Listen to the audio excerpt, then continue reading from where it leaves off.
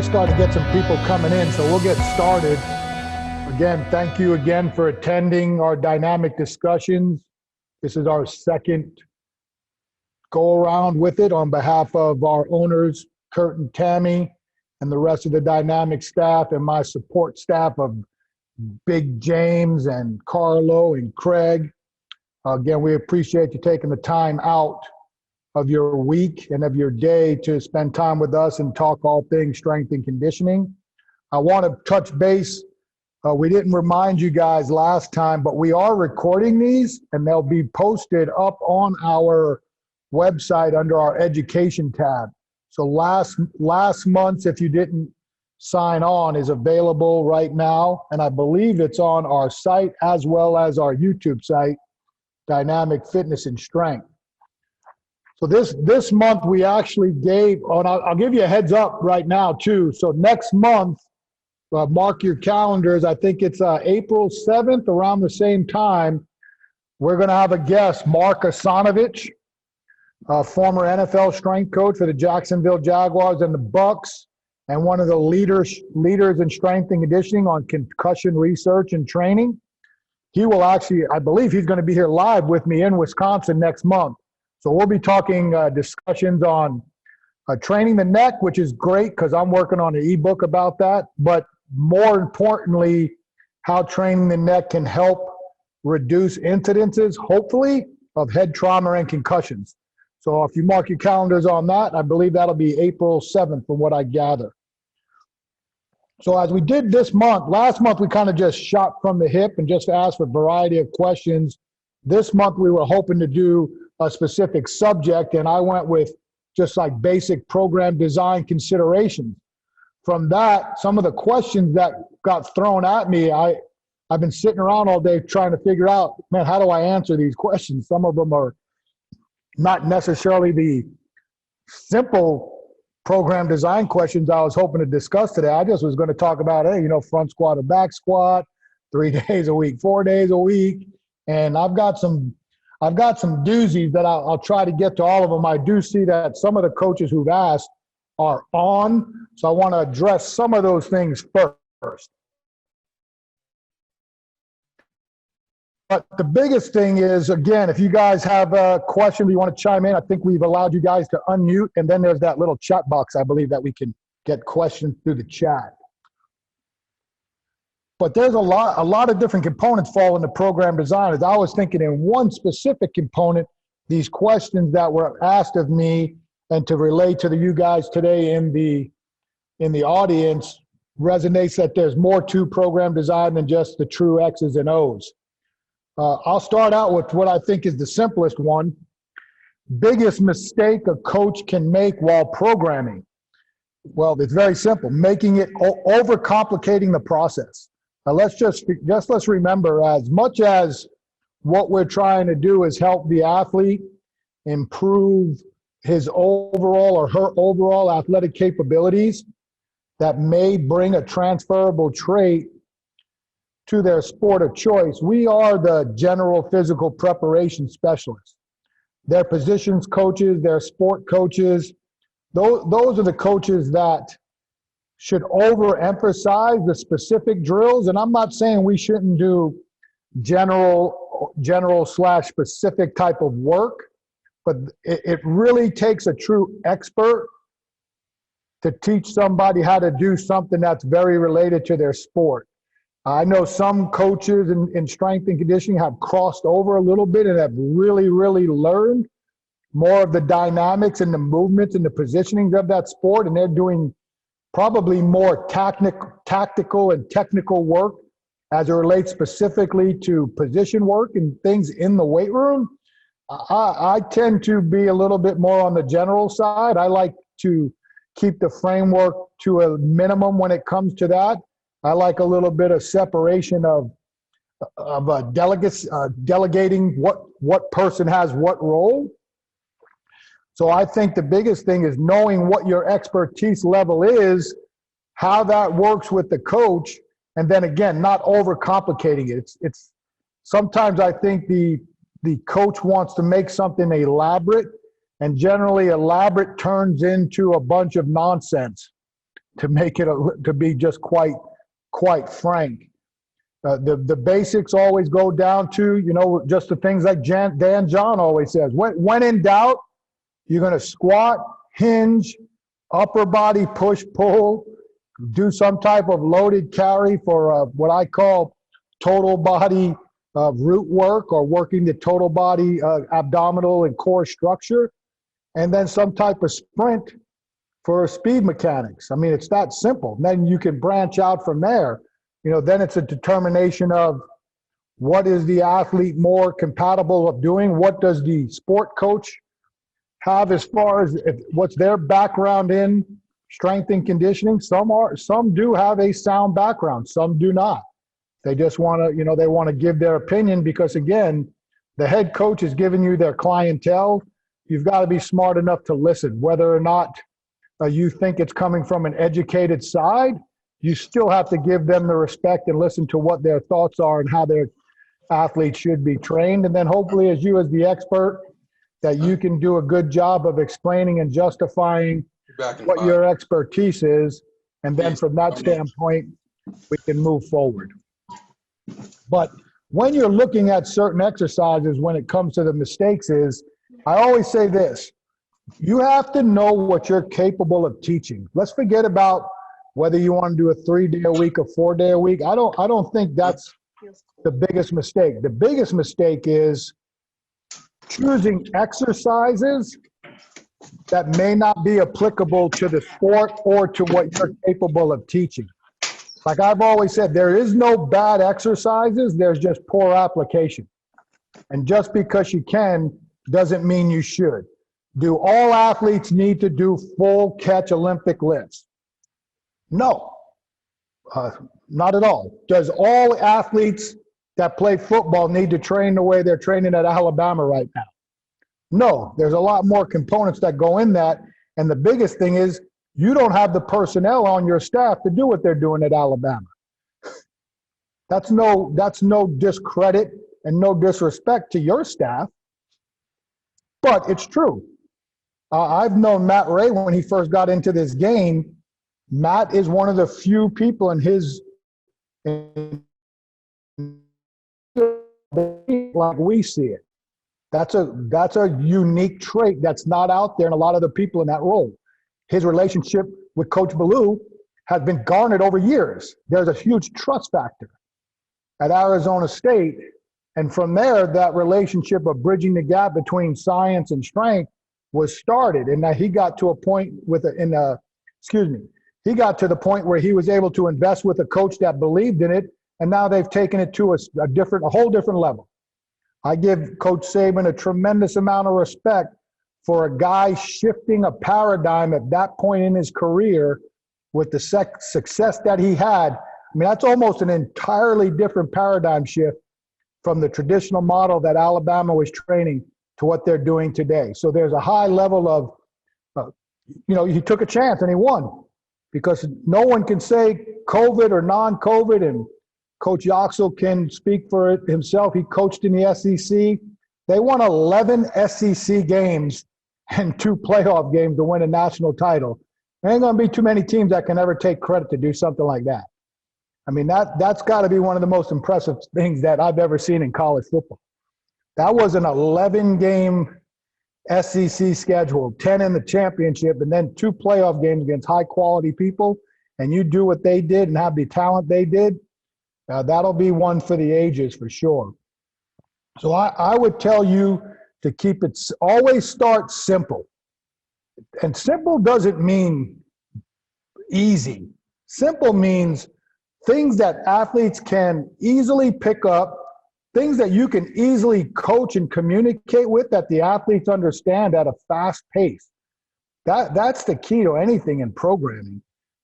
Elaborate programming has never made a difference in wins and losses, because if you always notice, it always comes back to the staple lifts that everybody talks about almost in any sport.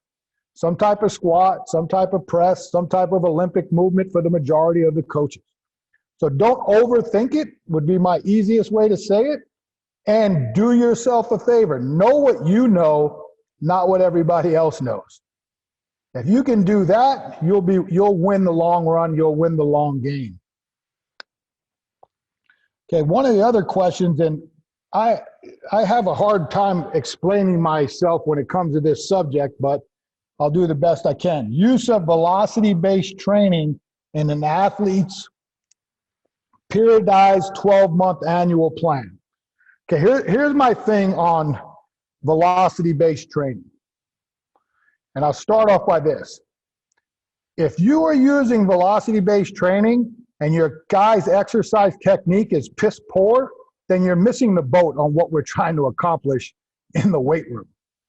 I think way too many people are rushing the new wave of training. I don't even know what to call it yet. I'll come up with some stupid name before I figure it all out. But we're rushing this data-driven, gimmick-driven, gadget-driven things at earlier and earlier ages in the process of training athletes, and we're forgetting that it all based off of just priority of movement. If an athlete can't squat properly, there's no reason to hook a velocity-based device to them to see how fast or how slow they are, depending on the load. You know, if you're going to do overspeed eccentrics or slow eccentrics, and you're using a squat, and the guy or the woman is squatting down, and their knees are buckling and they're caving over at the hip, why are you even trying to attempt an advanced type of tempo with an athlete who's not even prepared to do the exercise in proper form and technique? So first and foremost, before I'm even going to think about anything with a velocity, I need to know if they can lift. I need to know if their exercise technique is sound. And then when it comes to velocity, I'm going to go to my deathbed with velocity is a tool no different than training with percents. All of it is a guide. And because of velocity-based training devices and my capability of using that with percents, it gives me a two-way street to evaluate the process when the athlete's lifting, whether it be dynamic effort strength or whether it be maximal effort strength. Now let's remember the history of the gadgets into strength and conditioning at the collegiate, high school, and pro levels was introduced to us by powerlifting genius Louis Simmons and the Tendo units in the early 2000s. And it was primarily based off of using it for dynamic effort method. And here's the first thing that we learned, or most of the people that I talked about with the dynamic effort method, and when we attached Tendo's unit, when we were trying to take a light training day and make it a speed day. The athlete, again, was focused so much on speed, the technique breakdowns of the squat and bench press was horrific. I mean, I can speak from my standpoint personally, and I'll always give you the good and the bad. But we had kids on dynamic effort bench day coming in the next day with bruised ribs because they were trying to catapult the bar off their chest to get the fastest score. I'm sure I'm not the only one who had done that, but it was incredible what was happening because we were getting so infatuated in chasing a specific number that we were losing the real key component of maintaining proper positioning, maintaining proper technique, and eliciting the response that we wanted. If we wanted to do an explosive component on the bench press, but yet we're heaving the bar, catapulting it off our ribs, and arching our butt at the same time, we're losing any real transferable trait to upper body horizontal pressing and what we're trying to accomplish from a velocity-based setting. When we used it with dynamic effort squats, I can't tell you the amount of times I tried to tell the athletes that a wooden box doesn't have a spring. You cannot bounce off a box and not think you're going to get hurt in the long run. And there's a lot of different ways people are teach the box squat off of the traditional dynamic effort box squatting technique that's recommended out of West Side. But even then, those guys aren't bouncing off wooden boxes. That's not going to change your speed. It's not going to change your speed if you're not strong enough to get out there and keep your hips open, knees and lower leg tracking, and a good arch in your upper body, and drive your chest through the bar. Technique goes to, again, to pot, and now we're just chasing numbers that have no relevance to what we're trying to gain. So the first thing I would tell you is there is a tremendous amount of education that goes on with velocity-based training in a dynamic effort component. And to me, the older the athlete and the more they're with you, the more educated they are, the better off. If you're doing dynamic effort with younger athletes, they still don't know how to lift. And it doesn't even matter dynamic effort or maximal effort. They just need to learn how to lift some weights. So I think, again, the one thing I'll say at the younger ages with velocity also is, I understand everybody's got a program. I'm not here to badger anybody. I do my things, you guys do yours. But the earlier we introduce the advanced, what I would call advanced modalities of training to the athletes, the earlier they are going to reach a peak where they're no longer going to adapt and correspond to anything that else is available to them. So it's like, and I learned that and had to backtrack in my ages of college. I introduced everybody to chains and bands too early in their programming that by the time I left college, the only ones who were doing chains and bands were third year, fourth year, and fifth year guys. The first 2 years, those guys weren't even doing dynamic effort work. I was trying to get them stronger and teach them to lift. So everything comes back. It's a rush to judgment. I think all of us at some point in our career have rushed to judgment on some of the new modalities that come out there, but are you studying your program and your clientele and realizing that you did rush to judgment? You're willing to tell yourself you made a mistake, and how are you going to correct that for classes that come after the mistakes that you've made? So I think there's a whole dichotomy and a whole gradual progression of introducing some of these things into the programming.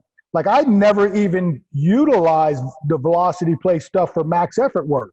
I knew max effort work was going to be slow.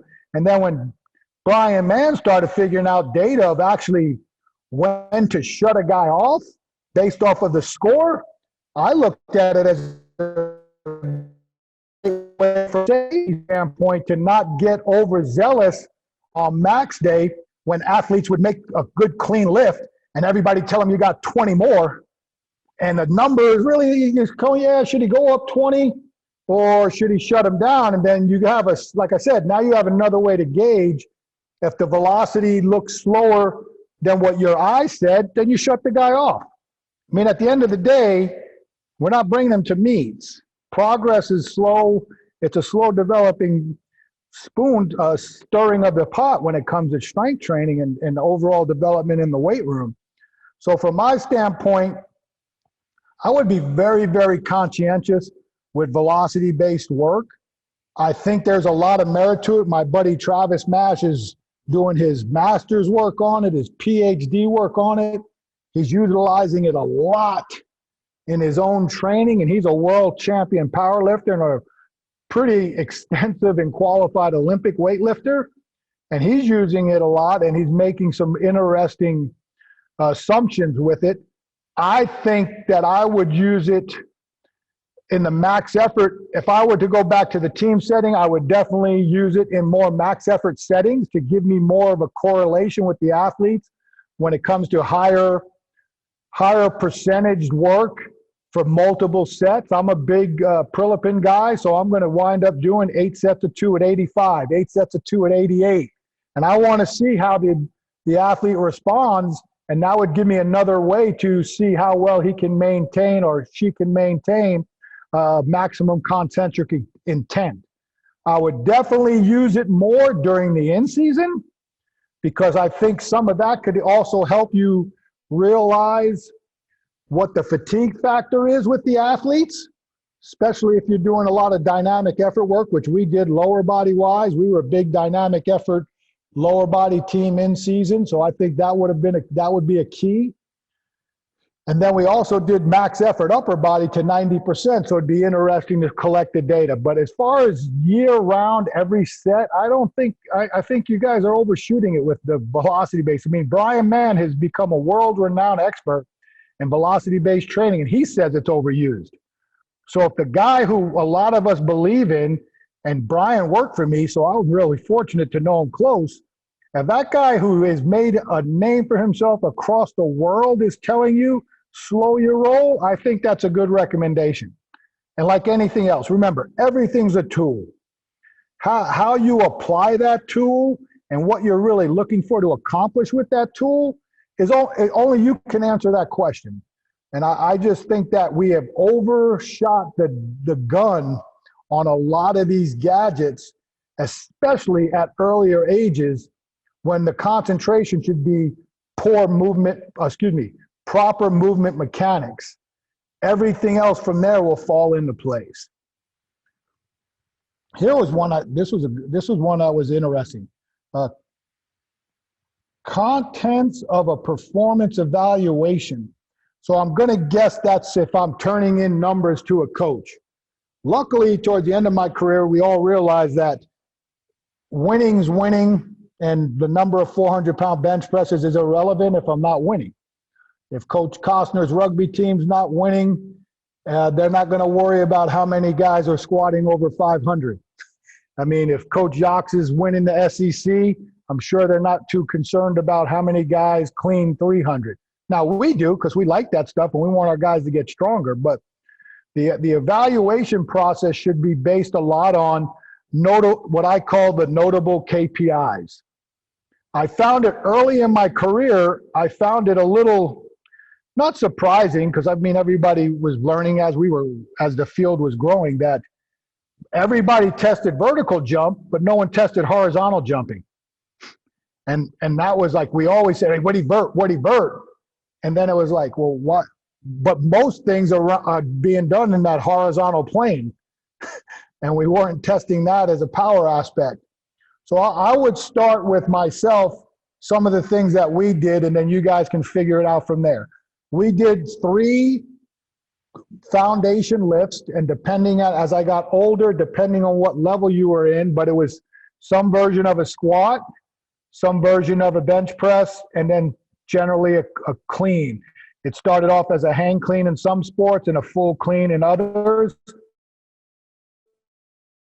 It might have started as a full clean, and then as the athlete got older, it might have been a block clean or a hang clean.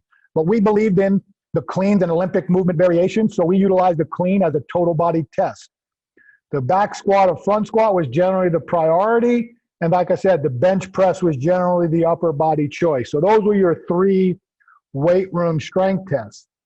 One thing that I found by my work with the track and field teams at Boise State, and I think it was created, somebody in the audience may be able to confirm this, was created to express power output with throwers, and it's called the Max Jones Quadrathon test. And we use that with our football team. It was measured in meters with track and field, so obviously we had to convert things to meters, and then we did a 40-yard dash instead of a 30-meter sprint, and then we adjusted our scores based off that. But what it was is, it was a long jump, a 3 consecutive long jump, the overhead shot, 16-pound shot for distance, and then the sprint. And we either did a 40-yard sprint or a 10-yard sprint. And if you type up Max Jones Quadrathon, you'll see the formula. Luckily for me, I found one of a link that had the formula, and I didn't have to do it by hand, and we could just plug the numbers in and get a score. So I thought that was a real cool way to evaluate power output based off of another sport, but utilizing some of the components that we were programming and testing in our programming. So we got big into single response long jump and then 3 consecutive 3-hop jump. For comparison's sake, the goal for our athletes was whatever you were able to long jump, our goal was for you to match that times 3 in the 3-hop jump or better. Most athletes would be slightly better because of the continuous movement and the stretch reflex and the amortization phase of consecutive jumps. But if you were a 10-foot long, if you did a 10-foot standing broad jump, Our goal for you was to have a 30-foot 3-hop jump, if that makes sense. If you were 8 foot, 24, and so on. Then we tested vertical. Obviously, we were going to do a horizontal and a vertical component.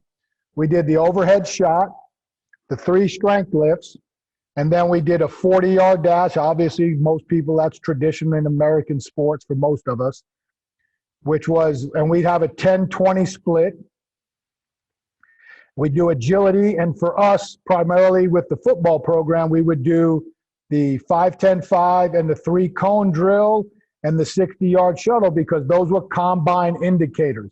I'm not going to lie to you, when we designed our testing protocols for the football team at the college level, we were highly guided by what the tests were if an athlete was going to the combine, and/or that was our way of always having our guys prepping for the opportunity of a pro day and the possibility that they would get evaluated by the NFL scouts. The NBA combine was not going as much when I was in basketball. That was later, and I can venture to think that most basketball coaches will do a lot of the same types of drills that the NBA basketball combine would do. And I would tell you, based off of sport, there's a lot of different things. Like, I'm not super familiar with baseball, but I've talked to my baseball buddies, and I know that some of them have told me there's like specific times that you're hoping to get a guy from home to first, home to second, and things like that. So I think those are things that need to be added in. So each sport is going to have their uniquenesses. But if I'm saying, okay, if I'm in the private sector and I'm going to just have KPIs for all my athletes that are in my programming, it's going to be some variation of a squat, some variation of a press. Depending on the age, it'll be some variation of an Olympic lift or a hex bar deadlift. It's going to be a vertical, long jump, 3-hop jump, depending on the age of the athlete. They'll throw a 16-pound overhead shot or a 12 for male, and then an 8-pound overhead shot for females. One thing I have done, but it was more for just training modalities, is we had max effort and then percentaged it out using Prilipin's chart as a tier 4 or tier 5 total body movement at the end of a workout. The only problem with max effort box jumps, and I do believe this to be true, is if you've got really good flexibility and you're really good at pulling your knees up into your chest, you're going to have a better box jump than somebody like myself. A true box jump, from what I can gather, and I believe I found this from Mike Boyle, who always stimulates my thought process, is jumping as high as you can and pretty much landing with close to straight legs, like very little knee bend without a tuck. That would give you a pure emphasis of how high you can jump on a box jump. So that's something I just threw out there for that. But from the performance evaluation from a conditioning standpoint, I will tell you this. A lot of that sometimes is coach-based. A lot of it is traditional-based. And there's the key to one of these other questions about dealing with coaches. You got to know when to pick your poison and when to pick if you want to go all in or throw in the towel when it comes to conditioning tests with coaches. If you're going to go in to a coach's office and debate or discuss conditioning for a specific sport, and you know that they're coming one way and you believe another, you better come prepared. The last thing you want to do is go in there unprepared, because you're going to lose. In the end, you will lose to a sport coach if you're unprepared when it comes to a conditioning test.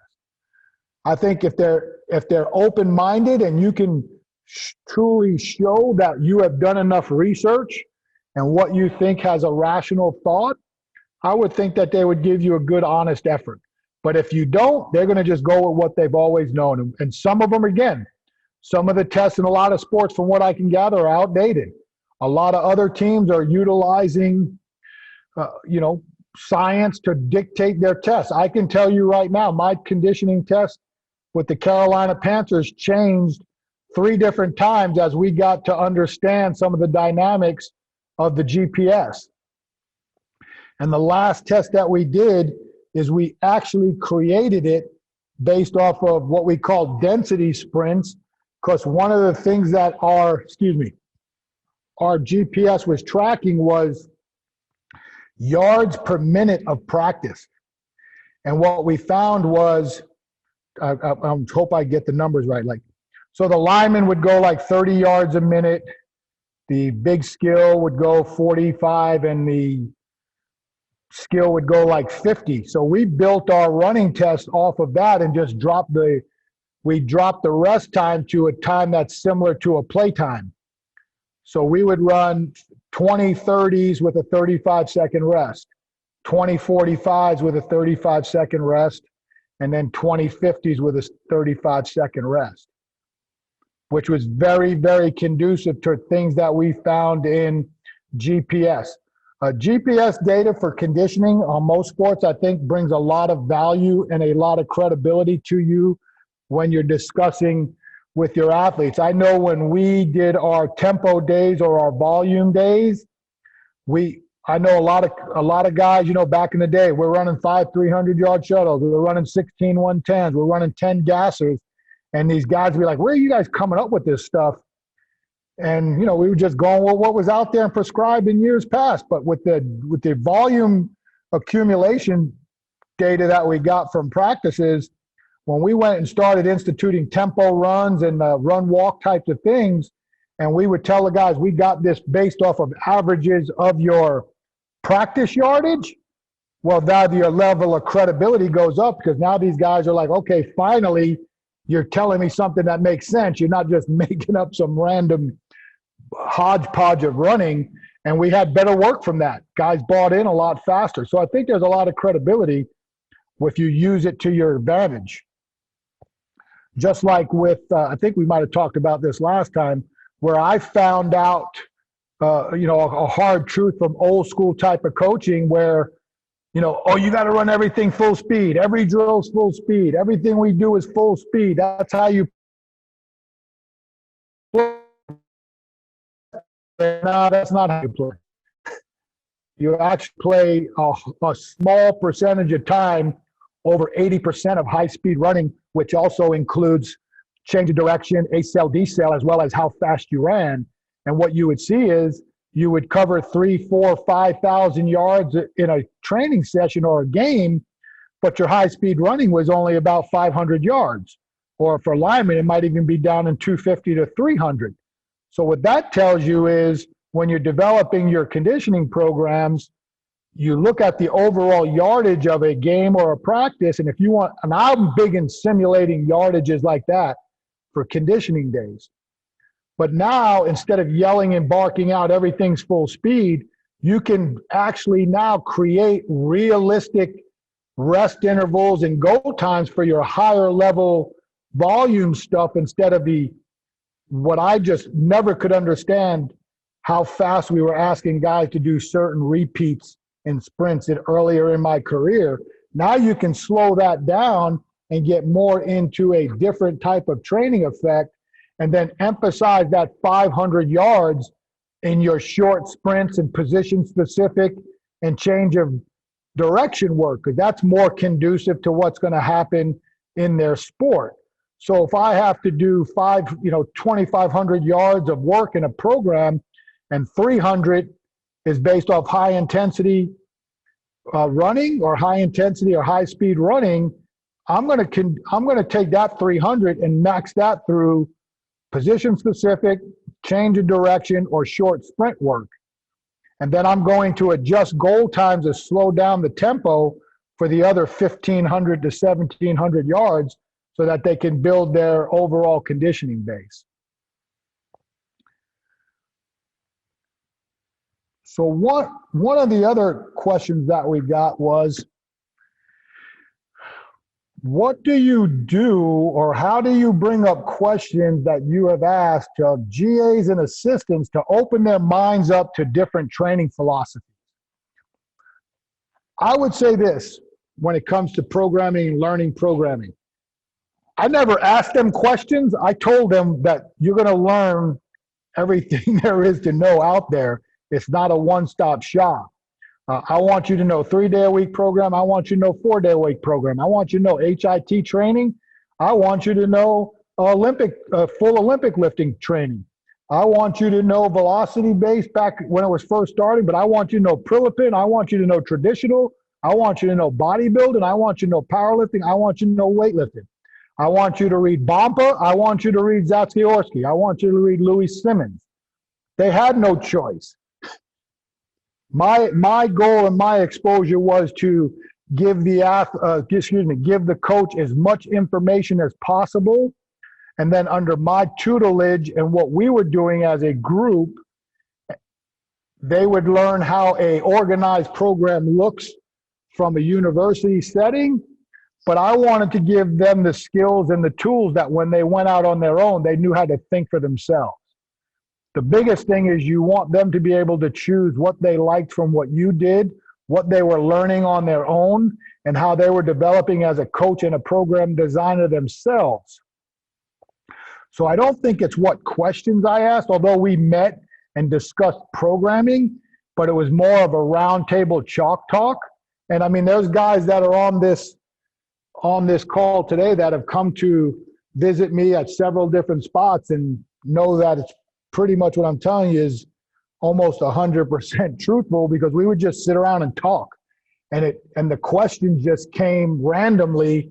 It wasn't really anything that was preset on. We had a specific itinerary and schedule what was going on. We'd sit around, start talking programming, and what do you think of this? What do you think of that? And the questions become more of a think tank than anything. I don't think it was anything that was ever scripted. It was just, we just would sit around and chalk talk. When I first was continuing to build the methodology of the tier system, myself, Mark Uyama, and Cheyenne Peachy would sit in a staff room and stare at the notes on the board for hours, not say a word, just looking for that eureka moment, like what's going to pop, and then read something, or read Tom Mislinski's master's thesis off Elite FTS, and then realize, damn, I'm doing concurrent.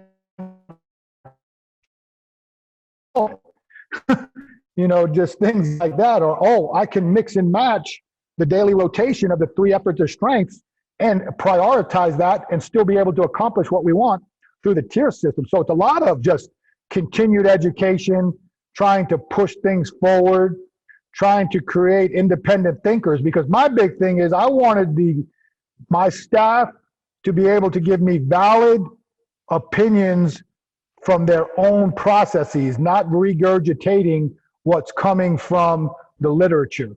I think that is huge in this day and age. Too much regurgitation and review a lit, and not enough people really digging and reading between the lines to figure out what does this really say. I mean, I always say it, man, you got to read between the lines. Everybody who's writing things, you got to remember, that's their perspective. They believe it in their heart of hearts. Heart of hearts. But it's not one way skins the cat. The tier system, man, I've lived and died that thing for 30 years. If I got a job tomorrow, I'm doing the tier system. That doesn't mean any of you other people on this show need to do the tier system. But I hope how you design a program, that you, in your heart of heart, believe in it as much as I believe in mine, because that's the key. And then how you take all the information that you believe is applicable to what you do, and how can you apply that to the principles that got you where you are today. So I don't think it's so much of what I asked them as much as what I required of them to go outside themselves and be a student of the game, if that makes sense. Here's another one. I mean, I'm telling you, man, some of these, you guys got me today. When arriving at a new place, what are some conversations and activities you have done to begin gaining trust with the coaches and players while implementing your way of training and coaching? Well, I would like to think that a lot of times that stuff's being discussed in the interview process. I think if one thing I've learned is When you're going on an interview, you're interviewing them as much as they're interviewing you. So make sure that you are getting what you want across in a way that's not intimidating, because I've seen that personally. I've experienced that, being too intimidating coaches just on what I know, not trying to be anything special. I've just been around a long time. There's certain things I know that I just know, and you may not know that. It's not your fault, and it is what it is. So you got to be very, very conscientious of who you're interviewing with and how they approach you versus how you approach them. As far as the players, right away, you've got to figure out the communication style that works best for the team. And then as you grow with the team, how each individual athlete responds to different types of verbal style and communication. Like I learned early at my Arizona State, I got on a guy in front of the group. I appreciated that he was confident enough to come to me after and say, Coach, I don't respond well to being called out in front of the group. You got something to say to me, say it under closed doors. And from that day on, I never called anybody out in the group again.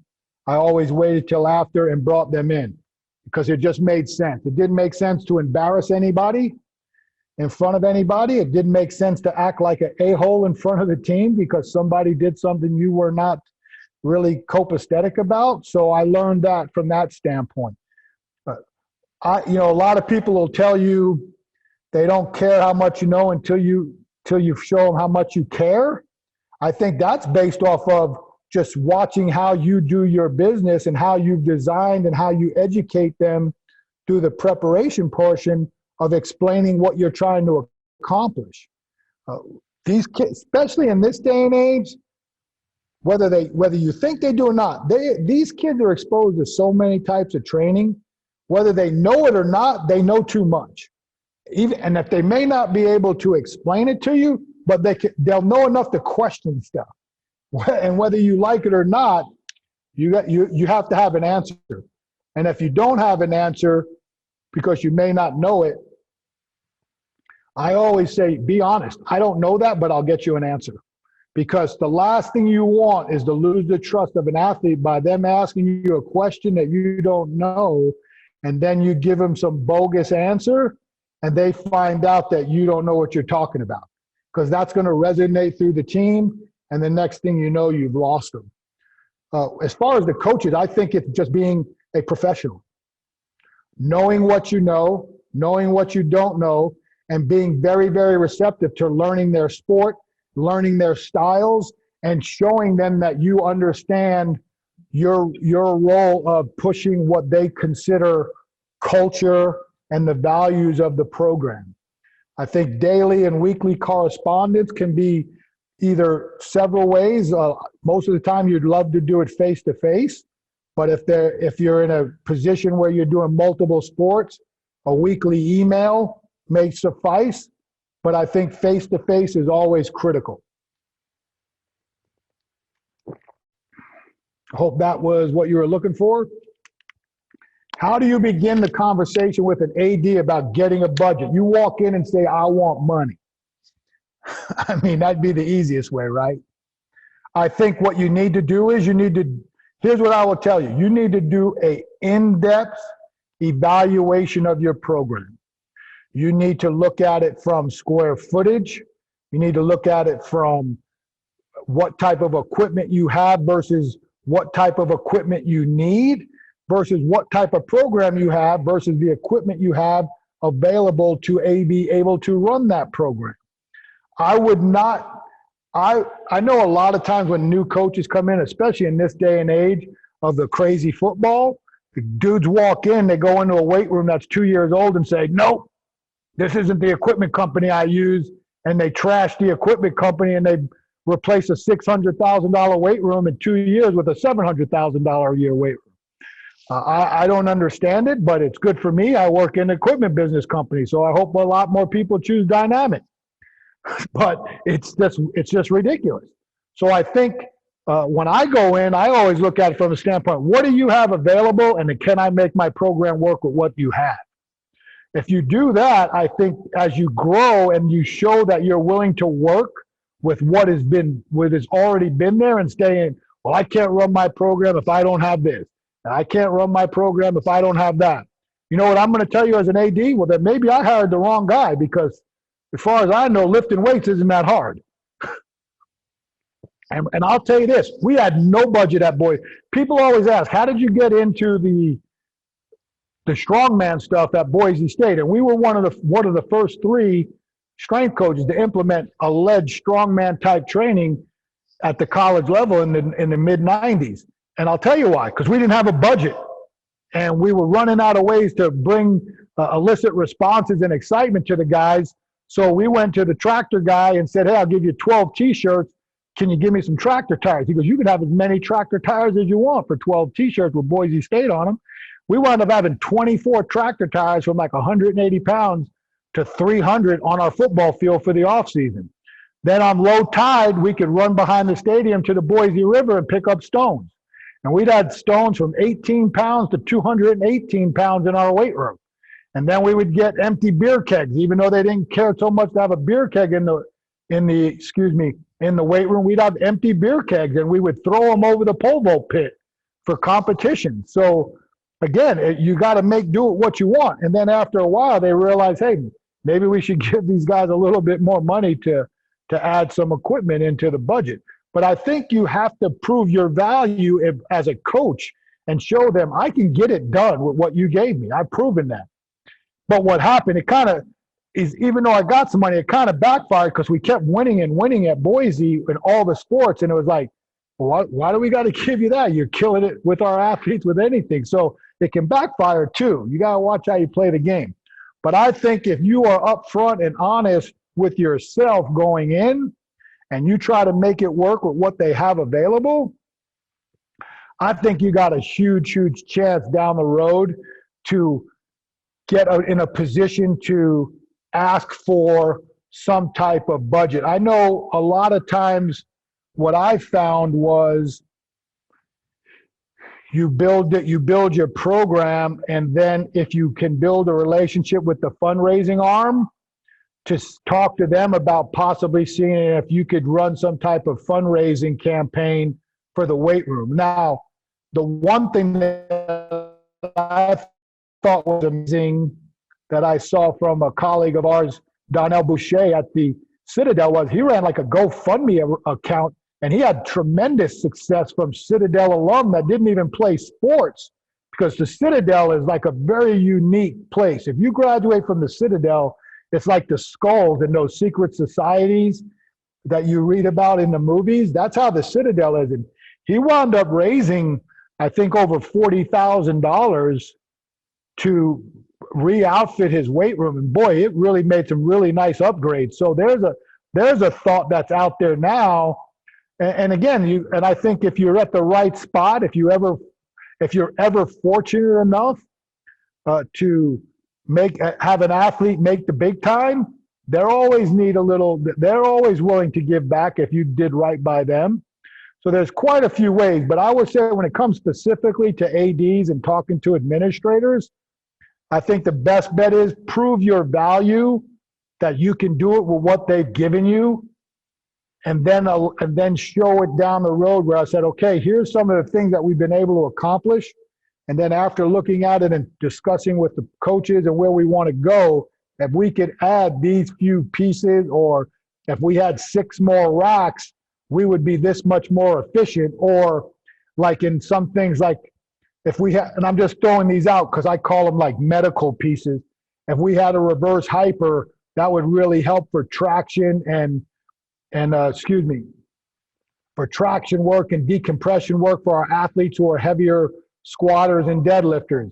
If we had an inverse leg curl, that would help our guys coming off hamstring injuries and help produce hamstring injuries. If we could add certain things like that, if we were able to add more seated rows, we can increase the volume of our back muscle, our back work, which will help reduce possible rotator cuff and posterior shoulder injuries. I think there's ways you can express yourself and show specific needs analyses And if you can show things that you've improved on while you were there, that could help also. Were those good answers for you, Coach? All right, I'm just making sure. We had one coach reached out about facility design from start to finish, like building from the ground up. And I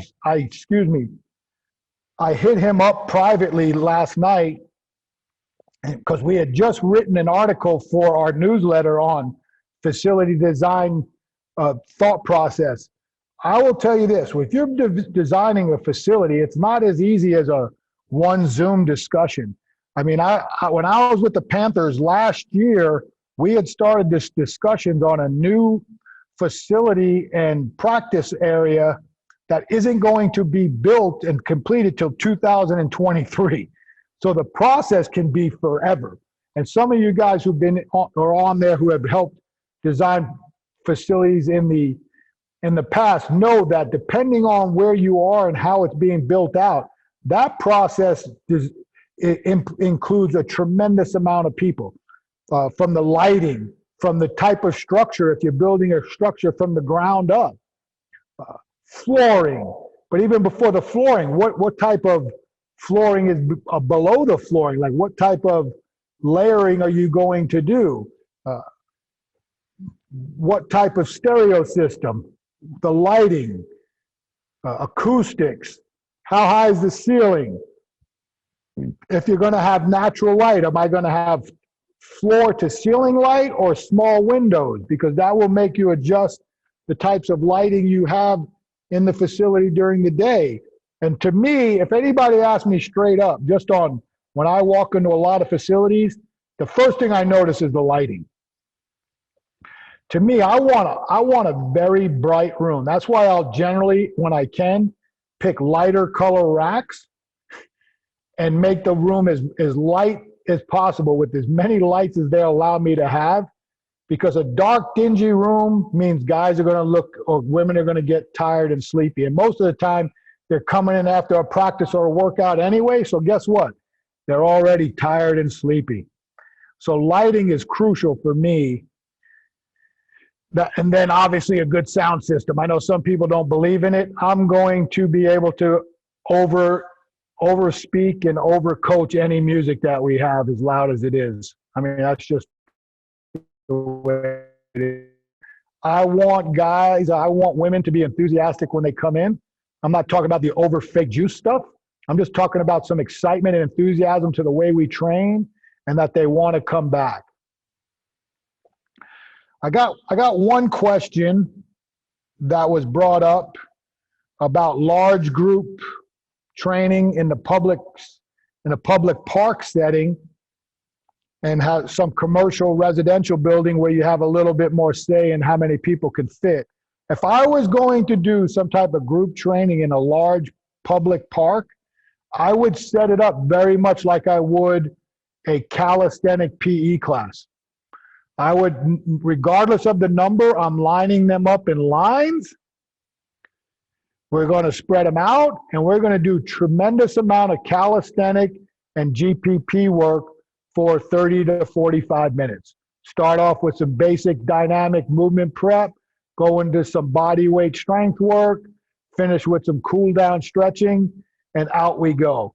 I mean, that's the only possible way, if you're talking about hundreds of people in a large public park setting, that I can even think it would work with some type of coaching and instruction. How are we doing on time? Well, we got about 10 more minutes. So we talked a lot about things that I didn't think we were going to talk about. I wanted to just talk about some X's and O's stuff. So I'll throw a couple of things out there when it comes to basic programming design. And we kind of covered it. One, never overcomplicate it. I think that's the simplest thing that you can remember. When you are looking at your choices, I think a lot of it has to be when you go in, you have to look at the certain factors of when you're first going in. You should already know if you're a 3-day-a-week or a 4-day-a-week type of coach. I think that's part of your basic philosophy. But I do think that you have to be a little less rigid on your exercise choices. Like I know a lot of people used to be back in the day. This is my program. This is what we do. It doesn't matter what sport. These are what we're doing, and this is how we do it. We squat, we do 5 sets of 5. We clean, we do 6 sets of 2. We bench, we do 4 sets of 10. We're always going to end with 100 crunches and 45 back extensions. You know, we're going to lunge on this day. We're going to do this on that day. Rigidity is not going to help the overall development of the athlete. Nor certain sports, although you need certain corresponding patterns, I've learned the hard way. Like I have no ifs, ands, or buts. I grew up with a lot of you, several of you guys on this call. I have no problem telling you the mistakes and the things that I went through, because I went through my meathead phase. Then I went through let's try to get too elaborate phase. Then I went to, let's try to be Louis Simmons phase, and how that fits. And what you find out is you just take small concepts of all these things, and that's the sweet spot, is how can you take all these things that you think, for the lack of a better term, are cool and have tremendous value, and where is that sweet spot for you? Like I've always said that our program is always going to be meat and potatoes with a cherry on top, because in the end, we're going to stick to foundational movements. You know, we're going to squat, we're going to lunge, we're going to do step-ups, we're going to vertical press, we're going to vertical pull, we're going to horizontal press, we're going to horizontal pull. We're going to do a tremendous amount of what I consider protection work, head and neck, what I call reinforcement, posterior chain lower body, posterior chain upper body. There's guys here, we talk about this a couple of times in some discussions. It's amazing how when we talk about one thing, we forget the other. I can't remember what year the term posterior chain came out, but man, everybody made this mad dash. Posterior chain, posterior chain. Well, we got to blow up the hamstring, glutes, and low back. But then we were still getting shoulder surgeries because we weren't worried about the upper body posterior chain. And especially for the teams that were doing a tremendous amount of snatches and jerks and not doing any pure strength movements for overhead pressing and enough back movement to support those. So then it was like, well, if the posterior chain, low back, hamstrings is so important, you would think the rotator cuff and posterior deltoid would be the same importance as it is for the upper body stuff. But we forgot about it. Just like I think I said last time, I'm not sure, but I've been saying this more and more. If you grew up through the time that I did in program design, in the 90s, we went through the phase of primary movements only in the programming and no isolation works needed to train athletes, because all athletic movements are multiple joints. But yet, then what we found out in programming is when kids get hurt and they're in the training room, everything's built back on isolation movements to help strengthen those specific movements that got hurt. And then if you jump forward and listen to the talks of Louis, Dave Tate, and now Matt Winning, if you want to improve a weak area, what do you emphasize? Isolation movements for the weak points. You know, if you want a big bench, stop benching and do more triceps.